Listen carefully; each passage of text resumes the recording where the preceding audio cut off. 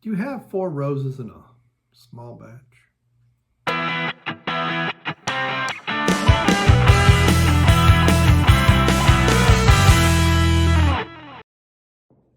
Hey, it's Brain Muffin back with a whiskey review, and up today we have 4 Roses, which I think is a bourbon from what I remember, and because this thing is so dang small, I cannot read it at all, and I did not mean for that to rhyme.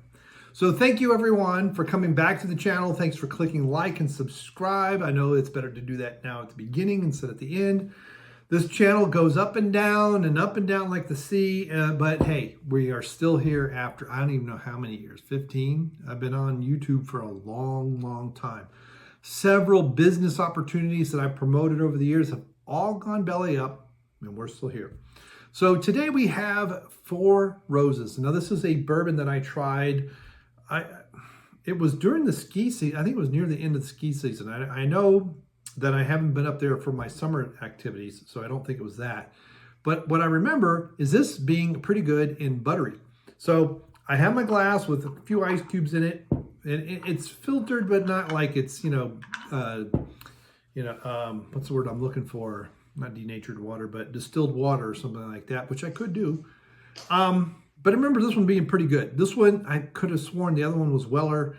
It's somewhere on my phone. I have a picture of it. No one in Mountain City has it, so I'm going to have to go to Elizabethton. They have Weller, but not that one. Ancient 107, something like that. But anyway, let's see if, now granted, when I had this near the end of the season, I had already had several other bourbons. We were having Low Country Boil, from what I remember, and which was fantastic. And so I had a lot of horseradish and other stuff. Oh, good grief. Why won't this come off? It's just spinning around. It's broken, sort of. There it goes. Good night shirt. I've never had this kind of a problem. It keeps crackling. There we go. What? That is so bizarre. It's not like it's that threaded, but it was just turn and turn. Oh, but this is what I remember. Now, in general, on the nose, when it comes to bourbon, what I typically get is hints of alcohol, hints of oak. See, now this has a deeper woody presence on the nose. And to me, it's more inviting. It's just like it's kind of, the deeper you inhale, it just kind of comes in and says hello. I don't get vanilla on the nose, but I do get hints of oak. And it's like, and this sometimes happens with the taste profile as well, but to me, it's like it chops it. It's like the oak comes and chops, and then you inhale some more and it comes back and it chops. It's the only way I can describe it.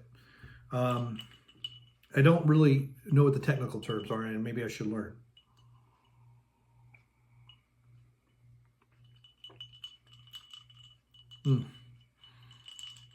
Yeah, this was the buttery one.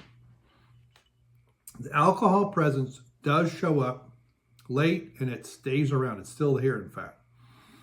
So, I'm not sure. I know it's a small batch, but if this was a beer, I would say they were using a yeast that does the fermentation too quickly, because it's that warm. But what I find interesting about that is it shows up mid-mouth. There is a butteriness to it, and that's kind of the texture. Now I have probably too many ice cubes in here for this sample size. I probably should have had one.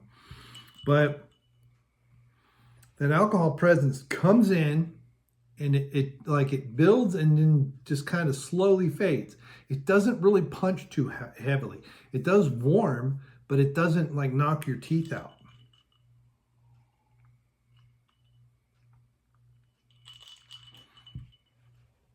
Now, I know some of it's because of the ice, but it's like it starts to open. There's hints of vanilla. There's a buttery feel to it. It's not like it tastes like butter. It has this buttery feeling to it. It warms and then kind of sits right here. And for a bourbon that is not an Irish whiskey, right? It's not heavy peat like a Scotch. For me, for a bourbon, a sipping whiskey what you're going to have, especially on a hot day. You're just sitting on the back porch. You're just chatting with your mistmates. I understand it's Goober Peas. I understand. I learned that song 50 years ago. I was going to say, yeah, almost 50 years ago, because it was probably 78, 77, 78 when I learned that song. Chatting with my mistmates, passing time away. Sitting in the shadows underneath the trees. Goodness, how delicious, eating Goober Peas. And if you don't know what Goober Peas are, you probably didn't grow up in the South. So when I did a little bit of a quicker drink, again, it's like mid-mouth, buttery mouthfeel. Now this, because I didn't hold it, I didn't swirl it, that oakness lingers a bit stronger. And again, it's a sense of dryness and of, the only way I can describe it is like it ends it. It's like it stays around and all the other flavors are gone. And, you know, you might describe it as a dryness, but I don't want to get it confused. If anyone's watching that really likes wine, it's not the dryness of a red, but it is a dryness, the essence. Like it just says, okay, all the other flavors are gone. I'm going to sit here and I'm going to be this oaky, woody flavor that's going to hang on. The textures are all gone. The hints of vanilla are all gone. It's just this oakness that sits there.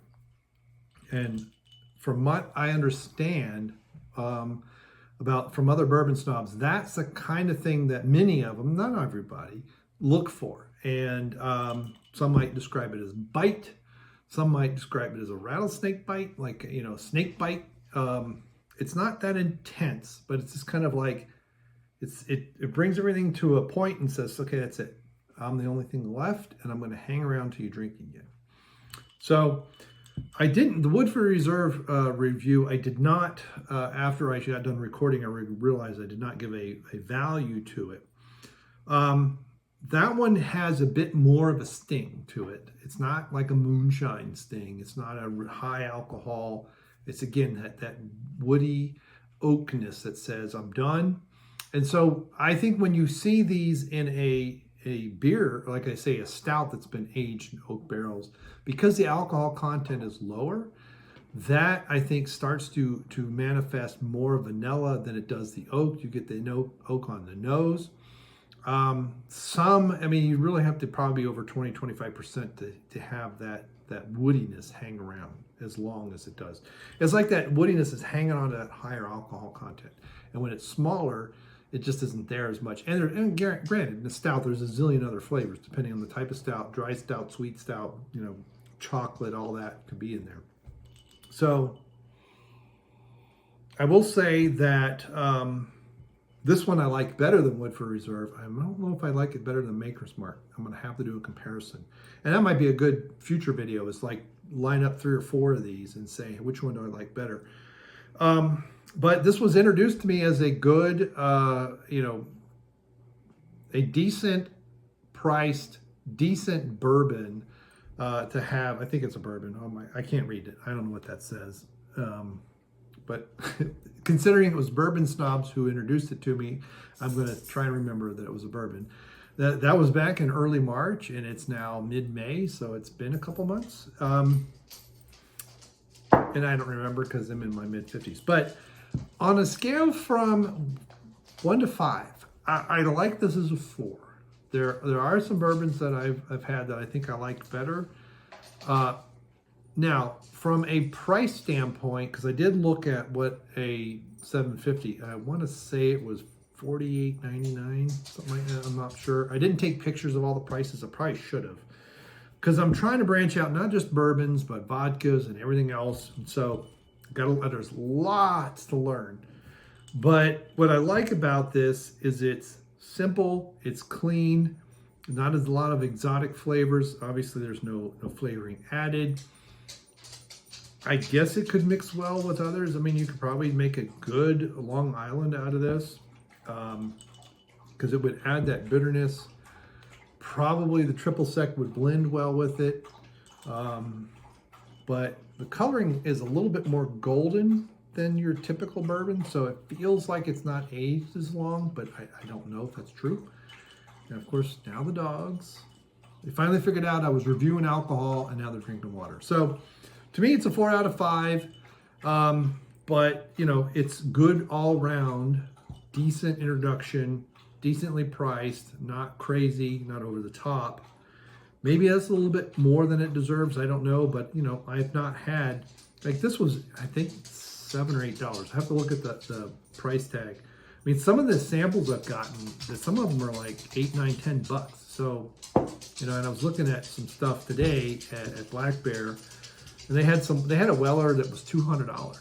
And I'm like, oh, that's nice. I think it was Weller. It was in that case, in the same case that Weller's in. That's a little pricey for me. Anyway, thank you very much for stopping by. Thanks for clicking the like. I'm sorry that I've dragged this on for so long. This is a problem with doing them late at night when no one's here because I don't have time constraint. I probably should do them earlier, but as it is, I'm hoping once we get the back porch finally squared away, to try and do some more out there while the sun. The problem is that way is southeast, if anyone keeping score at home. West is that direction. And so quite often that has decent light, but the mountains behind me are lit up. And it's tough to have, I want to have that as a backdrop, but it is very tough to do. So let me know what you think on that either, as well as ideas for that. And we will see you. Thank you very much, and goodbye.